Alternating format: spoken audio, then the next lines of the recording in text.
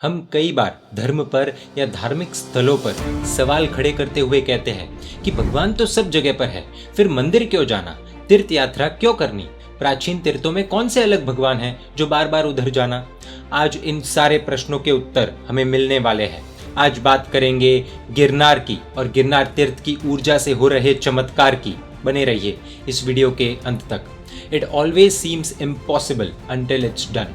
सूरत का एक परिवार, मगनलाल कस्तूरचंद जी मालवाड़ा वाला। परिवार में सदस्य कितने? 1, 2, 5, 10 नहीं, बल्कि 25 सदस्यों का संयुक्त परिवार। ऐसा आदर्श परिवार जिनके घर में घर देरासर है। परिवार में माताजी का नाम मणिबहन। मणिबहन ने सुंदर संस्कारों के साथ 4 पुत्रों को बड़ा किया: प्रवीण भाई, मूलचंद भाई, चंदू भाई और नरेश भाई। आज चंदू भाई के बारे में कुछ रोचक जानकारी हम सब जानेंगे। आज से 23 वर्ष पहले इनकी मासिक क्षमण करने की भावना जागी। मासिक क्षमण यानी एक साथ 30 उपवास। लगातार 30 दिनों तक अन्न का एक दाना भी नहीं, सिर्फ पक्का पानी बस। शुरुआत हुई 28 के साथ, यानी एक साथ 8 उपवास। तपस्या की जर्नी शुरू की, 28 की और अगले ही दिन पारना कर लिया। एक बार फिर से कोशिश की, फिर 8 किया, यानी 3 उपवास किए, फिर पारना किया। 2-3 दिनों के बाद फिर से 7 उपवास किए, फिर पारना। इस तरह से प्रयास किए, लेकिन चंदू भाई की मासिक क्षमण करने की भावना, उनकी मासिक क्षमण करने की इच्छा अधूरी ही रह गई। जो सोचा था वो हुआ नहीं था। इसीलिए तुरंत नियम लिया कि जब तक मेरे जीवन में मैं मासिक क्षमण यानी 30 उपवास नहीं करूंगा, तब तक फ्रूट्स का त्याग। 1-2 फ्रूट का त्याग समझ सकते हैं, लेकिन इन्होंने सारे फ्रूट्स का त्याग किया। समय बीता, दीक्षा के लिए खुद तो तैयार हुए ही साथ पूरा परिवार तैयार हो गया। सब तैयारियां चल रही थी और तभी कर्मसत्ता ने अपना दाव खेला। चंदू भाई को सीवियर हार्ट अटैक आया। समय रहते डॉक्टर के पास पहुंच गए। इलाज हुआ तो डॉक्टर ने कहा कि बाईपास करना ही पड़ेगा, दूसरा कोई ऑप्शन नहीं है। दीक्षा के सपने लिए जब वह व्यक्ति ऑपरेशन थिएटर में जा रहा हो तो परिवार की क्या हालत होती है, एक बार कल्पना कर सकते हैं। परिवार के सब सदस्य रो रहे थे। पूरे परिवार को संयम की ओर ले जाने वाली उनकी धर्मपत्नी दिवाली बहन, वे भी रो रहे थे। तब चंदू भाई ने कहा कि चिंता मत करो, मैं वापस आऊंगा और हम सब मिलकर दीक्षा लेंगे। मेरे साथ भले जो भी हो, मैं पक्का दीक्षा तो लेकर ही रहूंगा। ऑपरेशन हुआ, डॉक्टरों की टीम आई और कहा कि अभी आपको लिक्विड पर ही रहना पड़ेगा, इसीलिए आपको फ्रूट जूस पर ही रहना पड़ेगा। लेकिन चंदू भाई ने फ्रूट्स का त्याग किया हुआ था। चंदू भाई ने कहा कि मैं फ्रूट जूस नहीं लूंगा। डॉक्टर ने कहा कि कम से कम 2-3 दिनों तक तो आपको फ्रूट जूस लेना ही पड़ेगा। लेकिन चंदू भाई ने स्पष्ट इनकार कर दिया कि मैं कोई भी प्रकार का कॉम्प्रोमाइज नहीं करूंगा। डॉक्टर भी इनकी मक्कमता देखकर हैरान रह गए। इतना बड़ा ऑपरेशन हुआ था, फिर भी फ्रूट जूस नहीं तो नहीं ही लिया। चंदू भाई ने ऑपरेशन के 2 साल बाद आचार्य भगवंत श्री रश्मि रत्न सुरेश्वर जी महाराज साहेब के साथ राजस्थान में गर्मी के दिनों में यानी समर सीजन में अपने आप को ट्रेन करने के लिए, खुद की क्षमता चेक करने के लिए कि मैं पैदल विहार कर सकता हूँ या नहीं, मैं सक्षम हूँ या नहीं, यह जानने के लिए आचार्य श्री के साथ विहार किया। उन गर्मी के दिनों में जब गरम गरम लू चलती है, 40 to 45 डिग्रीज की गर्मी होती है, परिवार के सदस्यों ने कहा कि आपका ध्यान रखना बहुत जरूरी है, इसलिए हम भी साथ चलते हैं। चंदू भाई का जवाब सुनकर रोंगटे खड़े हो जाएंगे। चंदू भाई ने कहा कि साधना में अकेले रहना बहुत जरूरी है, इसीलिए मैं अकेला ही जाऊंगा। ट्रेनिंग पूरी हुई। फागुन सुदी आठम को तारीख 1 मार्च 2012 के दिन दीक्षा दानेश्वरी आचार्य भगवंत श्री गुण रत्न सुरेश्वर जी महाराज साहेब के हाथों से रजोहरण पाकर चंदू भाई की उनके परिवार सहित दीक्षा हुई। आचार्य भगवंत श्री संयम रत्न सुरेश्वर जी महाराज साहेब के शिष्य के रूप में चंदू भाई का नाम रखा गया मुनिराज श्री चित्ररत्न विजय जी महाराज साहेब। इनकी धर्मपत्नी दिवाली बहन की भी दीक्षा हो चुकी है। दीक्षा के बाद उनका नाम रखा गया पूज्य साध्वी जी भगवंत देवर्षि रेखा श्री जी महाराज साहेब, जिन्होंने अपने जीवन में अभी तक 3000 से भी ज्यादा उपवास किए हैं। दीक्षा से पहले की एक घटना जानने जैसी है। चंदू भाई को गर्मी बिल्कुल भी सहन नहीं होती थी। चंदू भाई मुमुक्षु के रूप में थे। विदाई समारोह पूरा हुआ, जहां रुके हुए थे, कार्यक्रम के पश्चात वहां पर लौटे और कहने लगे कि अरे अरे, ये मेरे भारी भारी कपड़े निकालिए या आभूषण निकालिए और एसी चालू कीजिए।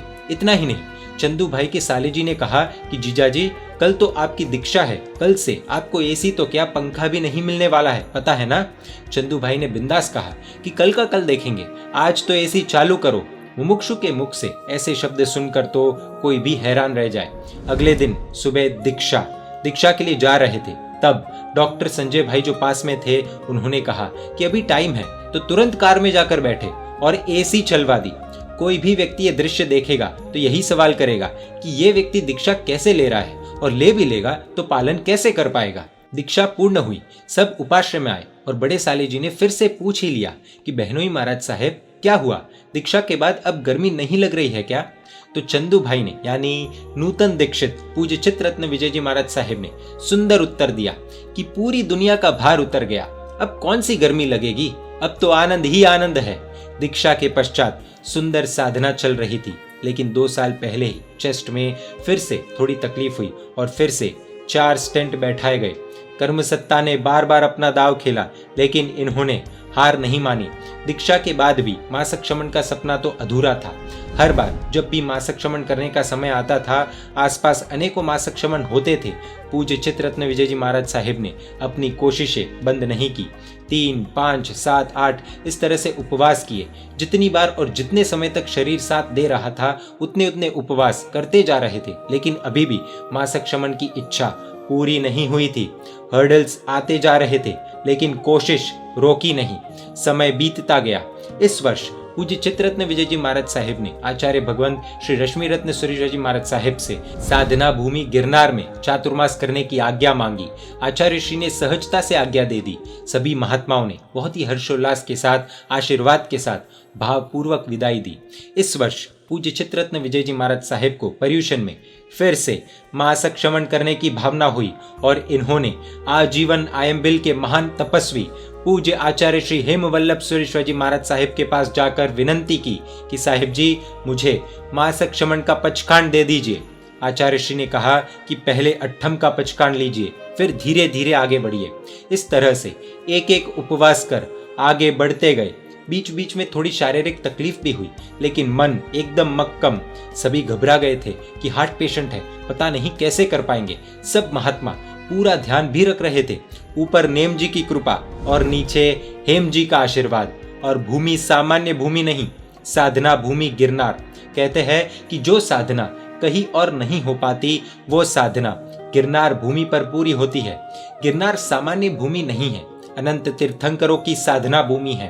अनंत तीर्थंकर गिरनार भूमि से मोक्ष गए हैं। अनंत तीर्थंकरों के इसी साधना भूमि गिरनार से दीक्षा, केवल ज्ञान और मोक्ष कल्याणक हुए हैं और भविष्य में भी होने वाले हैं।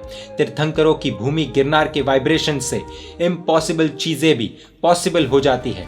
पूज्य मुनिराज श्री का मासिक क्षमण तप सुख शाता पूर्वक आगे बढ़ रहा है और पारना 3 अक्टूबर को होगा। इस पूरे प्रसंग से 2 बहुत बड़ी बातें समझने जैसी है कि कर्म सत्ता चाहे जितने दाव खेले, लेकिन यदि मन दृढ़ हो, परमात्मा और जिन शासन पर विश्वास हो, श्रद्धा हो, तो कोई भी कार्य नामुमकिन नहीं। दूसरी बात यह कि साधना भूमि गिरनार के परमाणुओं से असंभव कार्य भी संभव हो जाते हैं। ये प्रसंग जानने के बाद हमें हमारे सवालों के जवाब मिल ही गए होंगे। हाँ, अनुकूलता ना हो तो घर बैठे बैठे गिरनार जी तीर्थ की भक्ति कर सकते हैं, ये बहुत अच्छी बात है। लेकिन अगर कोई विशिष्ट साधना को सफल करनी है, अगर कोई इम्पॉसिबल कार्य को पॉसिबल करना है, तो गिरनार जी तीर्थ में ये संभव है। एक और खास बात यह है कि पूज्य मुनिराज श्री ने 23 वर्षों से अनेकों प्रयास किए। 23 वर्ष कोई कम समय नहीं होता, लेकिन ये 23 वर्ष के बाद जैसे ही ऊपर नेम जी की कृपा बरसी और नीचे हेम जी का आशीर्वाद प्राप्त हुआ, तो जो तपस्या इतने वर्षों से नहीं हो पा रही थी, वो तपस्या आखिरकार पूरी हुई। यही होता है धार्मिक स्थलों का महत्व, यही होता है कल्याणक भूमियों का महत्व, और यही है गिरनार जी तीर्थ की ऊर्जा का महत्व।